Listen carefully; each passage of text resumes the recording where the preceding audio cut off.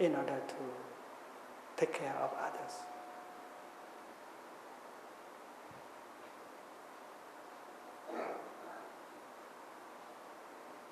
And I believe that the Ministry of Education in the future should understand this problem and allow this kind of training, this kind of practice to take place. There is suffering in the person of the teacher. There is suffering in the person of the students. We have to deal with that. Because education is not just the transmission of knowledge. If both sides suffer, the work of transmitting knowledge will be very difficult. When I was invited by the Times of India as a guest editor on October the 2nd, I was invited to propose a number of subjects for journalists to inquire about and to report. And among the subjects I proposed, there is the subject, is it possible that one day school teachers can teach their students how to handle a painful emotion like despair, anger, frustration? Because I think that to be very important. If the father and mother have failed, and then the teacher should have a chance to help the students to do so. Because the young people of our time suffer very much. And some of them have expressed their distress, their fear, their anger, their despair by becoming terrorists. There are terrorists in the making. There are terrorists who have died. There are terrorists who are about to die and to make other people die. But there are a lot of terrorists in the making because they are getting the kind of informations that fit their anger, their despair, their violence. And if we don't do anything, these young people will become terrorists. So it is your duty, the duty of school teachers, to prevent your class, your students not to become a terrorist. When you allow yourself to be invaded by the energy of despair, of violence, and then you want to punish. And wrong perceptions, wrong informations are available at any time, anywhere. And teachers have to be there in order to protect their students from wrong informations, to help their students to handle the emotions, to learn how to survive an emotion. And to survive an emotion, that is something possible with the practice of mindful breathing. The practice of compassionate listening can help bring a relief to those people who suffer very deeply. And these people, they may have no chance in the past. They may not have any chance in the past. Nobody has listened to their own suffering. Maybe the teacher, maybe you is the first person in their life to listen to them with compassion. You bring them a relief and they suffer less. The practice of loving speech, telling other people about your suffering, but without condemnation, accusation, without the language of bitterness, can help the other person understand your suffering, your difficulties, and remove the wrong perceptions in them. And these techniques, I think that school teachers should master. The techniques of listening with compassion, the techniques of expressing oneself in the gentle language, the language of love and speech, can help each other remove wrong perceptions and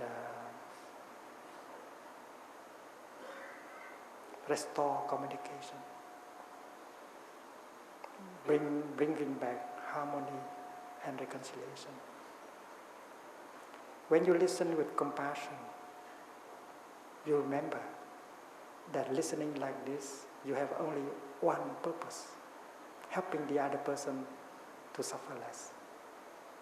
Therefore, even if his speech is full of wrong perceptions, misunderstanding, accusation, you are still capable of listening, because you are listening with compassion. You remember one thing: I listened to him or to her just to help him or her to suffer less. And if we remember that, and during the time we listen, the seed of irritation and anger in us will not be touched off by what the other person says. But if you allow irritation and anger to manifest during the time of listening, then we can no longer listen with compassion. And we will interrupt, and we discuss the session into a debate, and we ruin everything. You just listen with compassion, and you tell yourself, poor friend, he's full of wrong perception, but I will not interrupt with him now. The day after tomorrow, maybe I have a chance to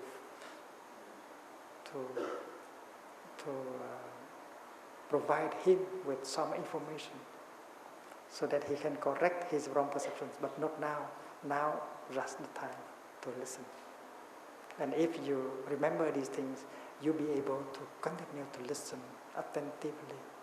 And honor of listening like that will help the other person to suffer much less. The teacher has to practice this with his or her partner, husband, wife, or father, or mother, or brother. And the teacher can do it with his student, her student. And when there is mutual trust, when people suffer less, and then the work of teaching and learning will become much easier. I would like to stop here and allow the time for a few questions and exchange. Thank you very much.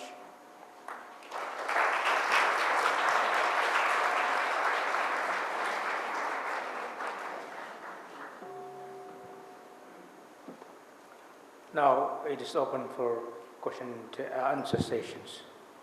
So please grab the good opportunity to clear one's own, qualms, misunderstandings, misperceptions.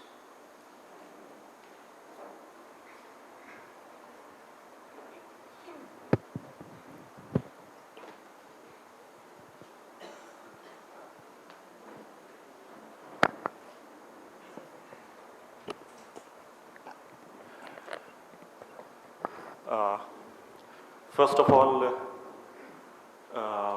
I'm grateful to Most Venerable Thich Nhat Hanh for delivering a wonderful lecture, and it's just not a great pleasure for the common people of this city of a great great center of the learning of Hinduism, Buddhism, and all the religion. But it's a great pleasure for the students and researchers of Buddhism also to interact with such a great leader of Buddhist teaching, as well as especially for a researcher of Buddhism like me to interact with a great master of Zen teaching. And last days I came across a few lines of Zen teaching, and that expressed the same kind of expression as most Venerable said, that live in present. And the lines, the famous sayings of the Zen teaching, one of those are, if you meet the Buddha, kill him. And if you come across the teachings of the Vimalkirti, the Vimalkirti also states same kind of things, that if you are looking for the Buddha, so you cannot find him. You cannot find yourself also. But if you are trying to find yourself, you can find the Buddha also. At another place in the Zen teaching, there are sayings that those who cannot sing a song, who cannot dance, at least in the heart, to the music of morning air, can never be a man of Zen. So I would request Most Venerable to throw the light on these expressions which are somewhere connected with the same things, but it may throw some light for us. Thank you very much.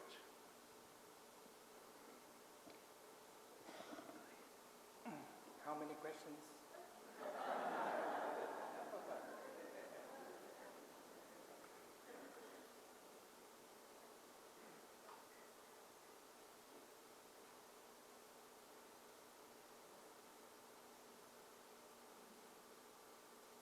Kill the Buddha is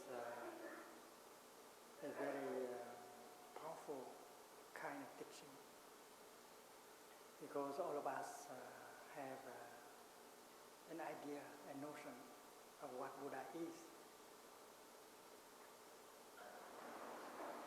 And that may not correspond with Buddha as a reality.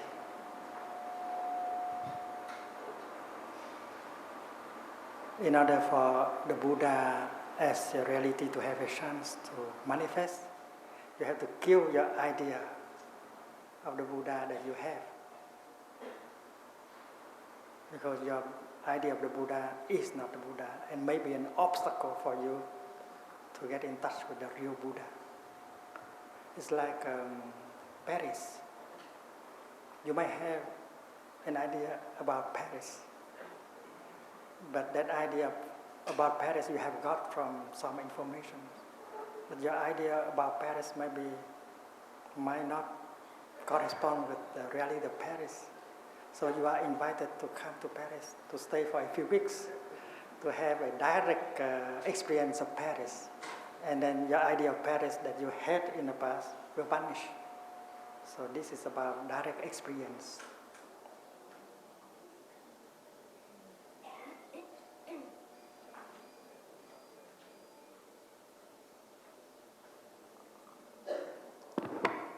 Still, sound is still there.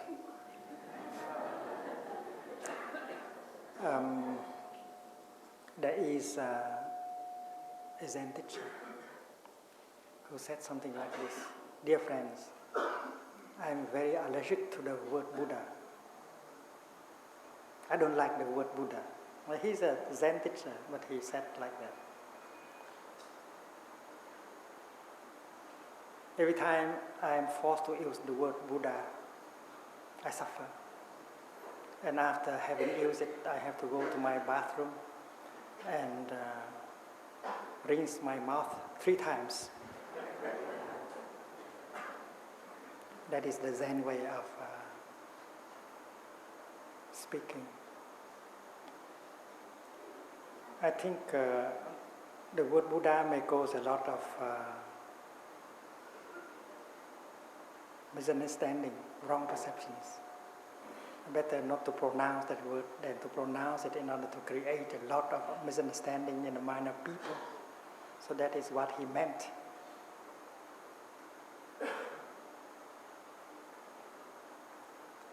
And fortunately that day there was one person in the audience who understood that.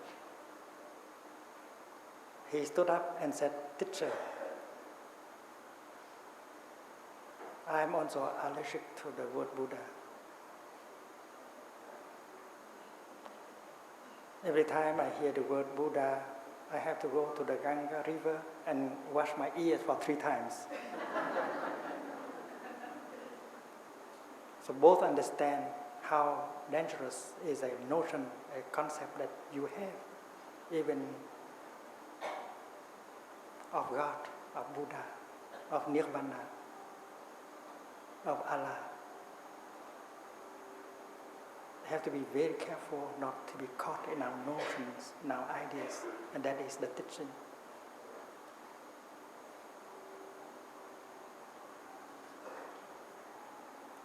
And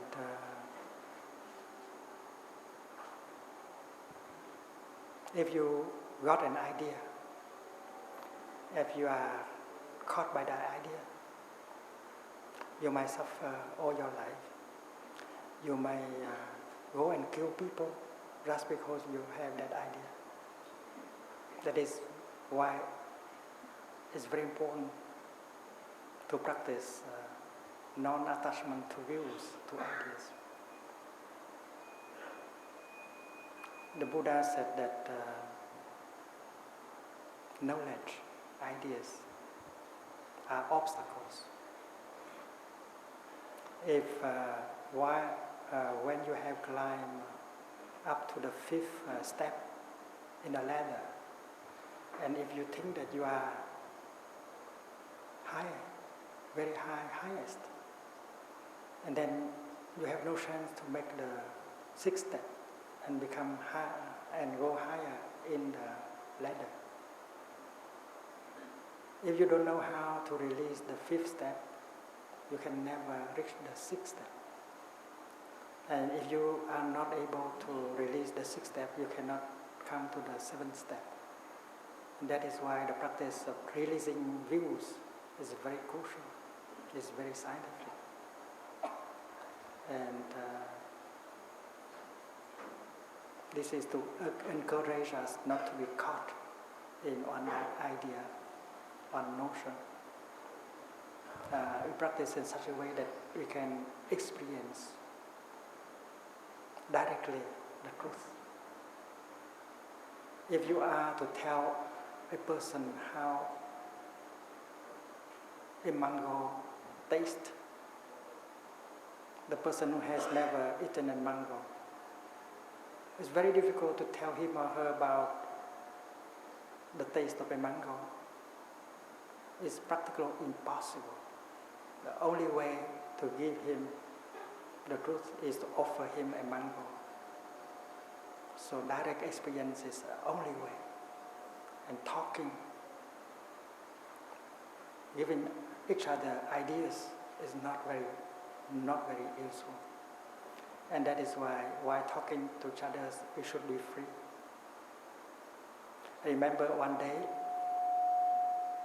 I went to a demonstration for peace in Philadelphia. That was in 1966. And a reporter came to ask me, "Have you come from the north? Or have you come from the south?" That is the question of a journalist. And I read his mind. If I said that I am from the north, he would say I am a communist. If I said that I am from the south, he will think that I am an anti-communist. I smiled to him and I said, "I am from the center." So in that case, he's not caught in his ideas. So you can be skillful in order to help the other person not to get caught in one idea. And I think a good Zen master should be able to help his or her students in that aspect. Thank you.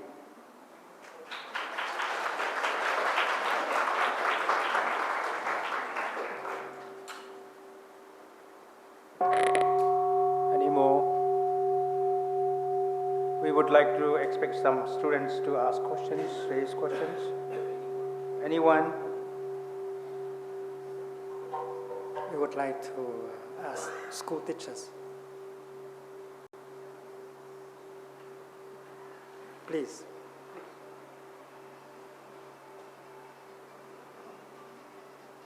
Sometimes when we are talking to the students, we tell them about our great heritage, how we have been accepting people from all the countries, whether it is Bangladesh or when there was a problem in Tibet. We welcomed everyone and everyone was welcome to India. Now when Raj Thackeray, people like that, when they are not allowing even, Indians to stay in a particular state, sometimes we are in a fix, we do not know how to address this problem and how to prepare the children to face these things. Can you help us in that?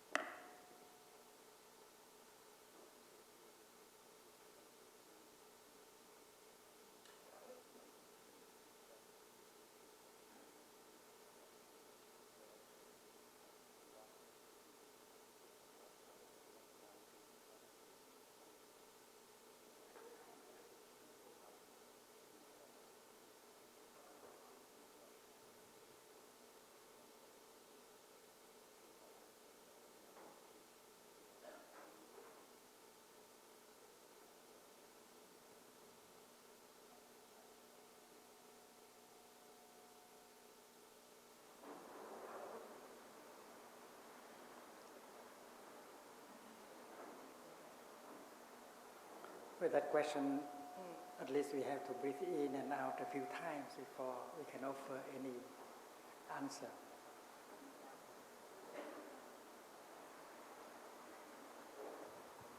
We live in a time when we can recognize that everything is linked to everything else.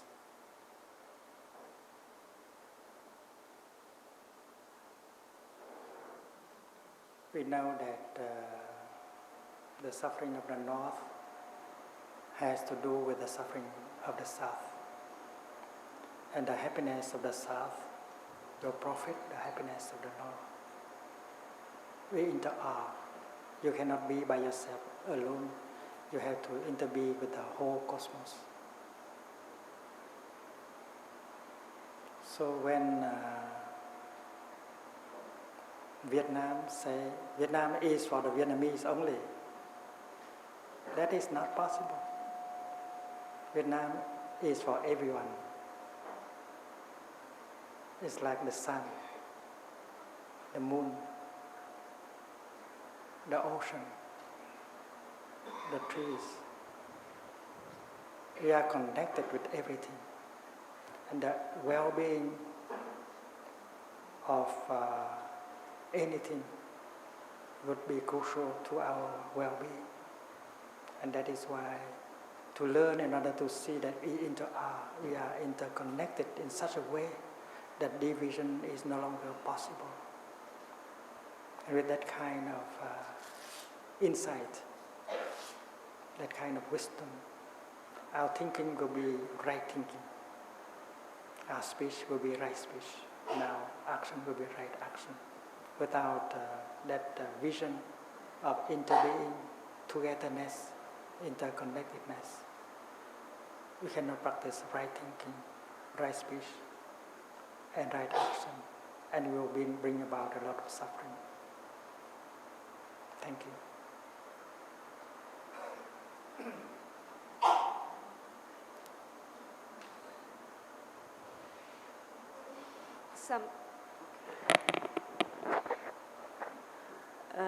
Sometimes when we try to communicate to the students on a deeper level, I have experienced that even the small children, they have somehow gathered that it's not safe to open out.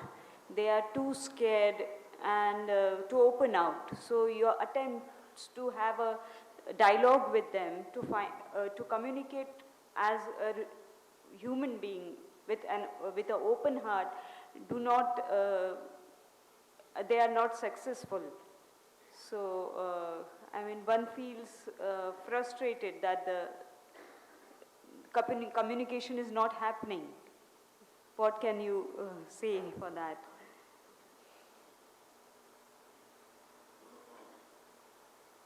True love needs a lot of patience.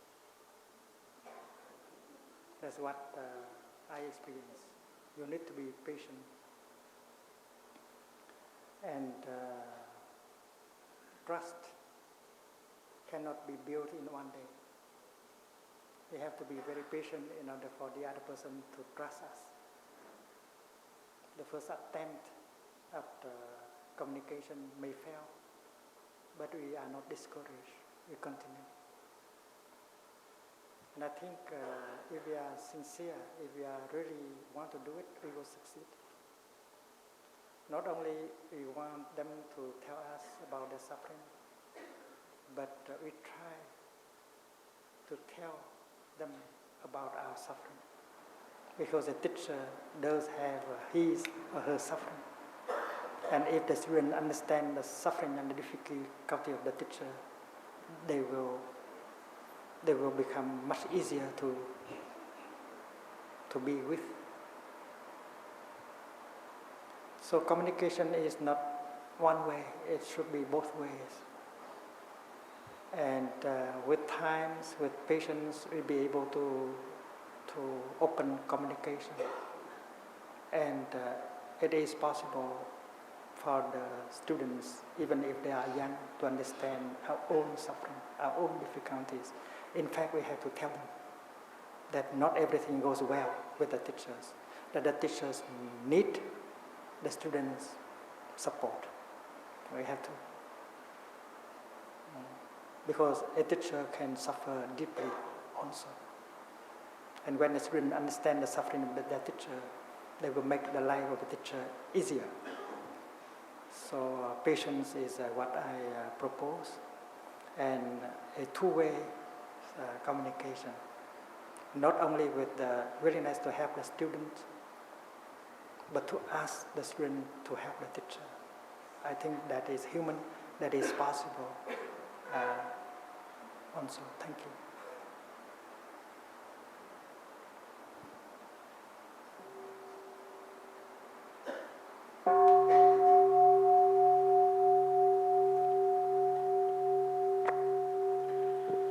So now, next one is to the presentation of Institute's publication related with Parkya Paramita literature, and Buddha statue, and Chaitya, which are consecrated according to tradition, and also blessed with mantra by the Honorable Director of the Institute to be presented to the most venerable, Thich Nhat Hanh.